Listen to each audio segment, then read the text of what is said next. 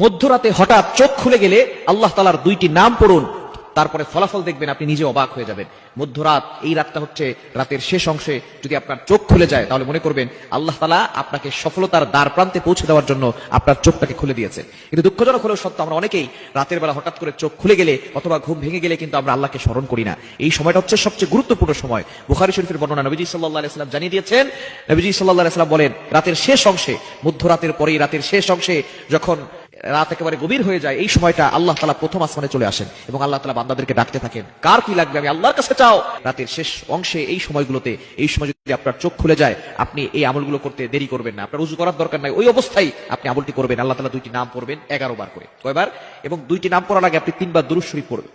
দুরুদের ভিতরে সর্বশ্রেষ্ঠ দুরুদ হচ্ছে দুরুদ ইব্রাহিম। এই দুরুদটি বেশি বেশি পড়ার চেষ্টা করবেন। আল্লাহুম্মা সাল্লি আলা মুহাম্মাদ ওয়া আলা আলি মুহাম্মাদ কামা সাল্লাইতা আলা ইব্রাহিম ওয়া আলা আলি ইব্রাহিম ইন্নাকা হামিদুম মাজিদ। আল্লাহুম্মা বারিক আলা মুহাম্মাদ ওয়া আলা আলি মুহাম্মাদ কামা বারাকতা আলা ইব্রাহিম ওয়া আলা আলি ইব্রাহিম ইন্নাকা হামিদুম মাজিদ। এটা আপনি 3 বার পড়বেন। আর যদি এটা একটু বেশি কষ্ট হয়ে যায় তাহলে সাল্লাল্লাহু আলাইহি ওয়াসাল্লাম, সাল্লাল্লাহু আলাইহি ওয়াসাল্লাম, সাল্লাল্লাহু আলাইহি ওয়াসাল্লাম, এটা 3 বার পড়বেন। এরপর আল্লাহ তাআলা দুইটি গুণবাচক নাম পড়বেন।